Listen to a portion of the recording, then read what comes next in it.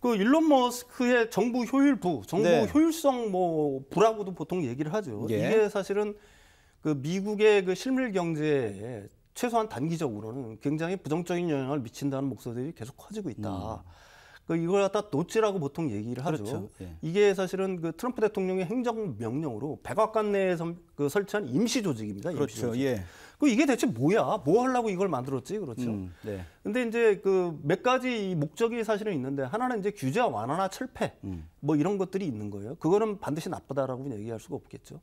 두 번째 이제 사실은 가장 큰 목적은 뭐냐면은 정부 기관을 구조조정하겠다는 네, 얘기입니다. 네. 제가 얼마 전에 그 하비에르 밀레이 아르헨티나 네, 대통령 전기톱 대통령 얘기를 했잖아요. 예, 그렇죠.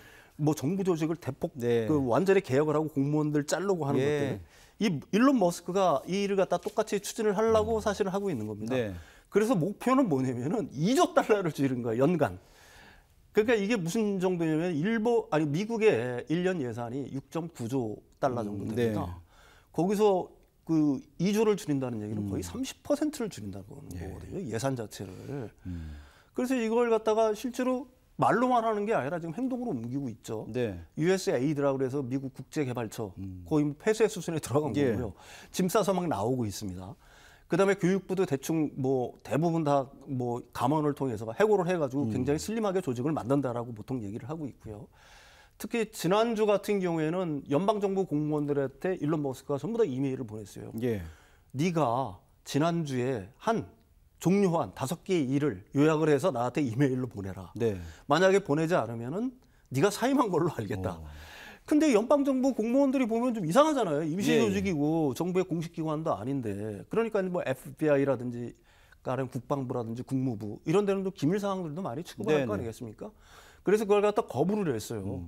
그랬더니 트럼프 대통령이 일론 머스크의 손을 또 들어줍니다. 예. 보내라. 보내지 않으면 해고하겠다. 예.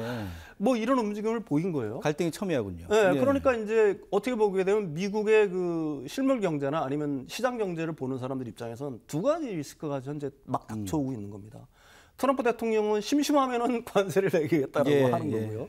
관세 폭탄을 쏟아내고 있는 거고. 일론 머스크는 아까도 말했지만 연방 공무원을 갖다가 해고시키겠다는 막 이런 식의 어떤 원사들을 갖다가 거침없이 주장을 하고 있는 겁니다. 그래서 이제 사실은 그 미국의 주식시장이라든지 채권시장이라든지 금융시장 자체가 이제 흔들리고는 있는데 네.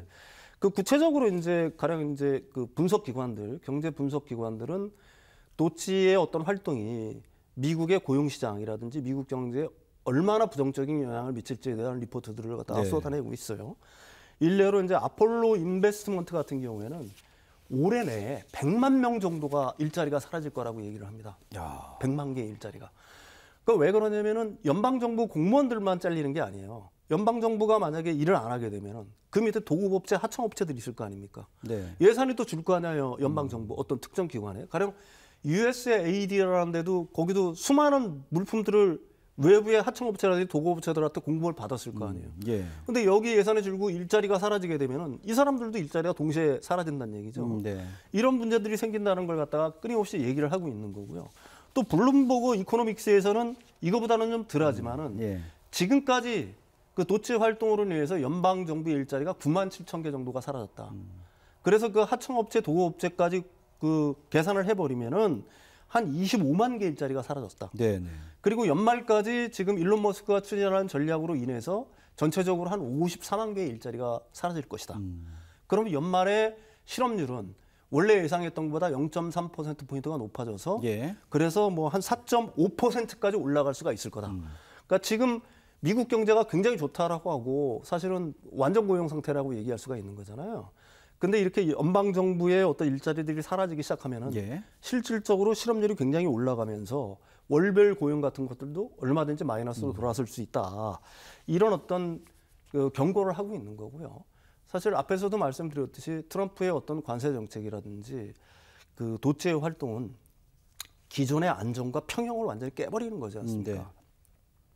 그러면 경제 주체들이 가장 싫어하는 게 사실은 불확실성의 그렇죠. 증대거든요. 네.